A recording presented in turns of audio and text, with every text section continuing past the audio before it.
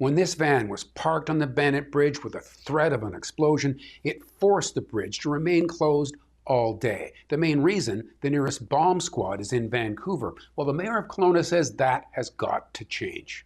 I know we've experienced 3 situations within the last year, and even the first one started to bring discussions around whether or not there should be the possibility of having that service available within the Okanagan. And now what took place yesterday only probably shone a little bit of a brighter light on it. It is a service that is we would have to discuss with the province. It is under the RCMP. It's a service that we use when they come up here. There's not a cost to the city. It's part of our contract with the RCMP, so there's not a cost to the city, and we're able to use that infrastructure. If we were looking at bringing one up to our community, there would have to be, what does that look like into the future? What does that capital cost look like? What does the servicing of the staffing look like?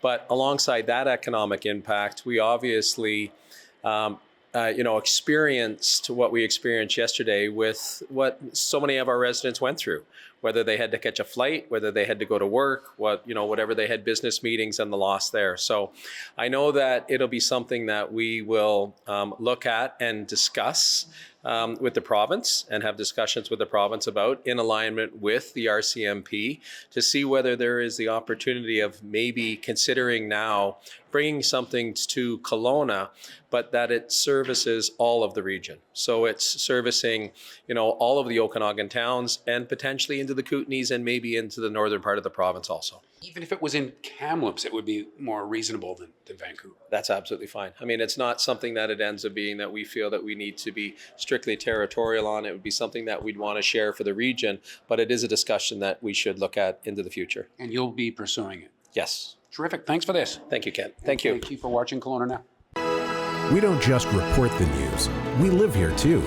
We're your neighbors, bringing you stories that matter to all of us. No government funding, no outside influence. Kelowna Now, local, independent.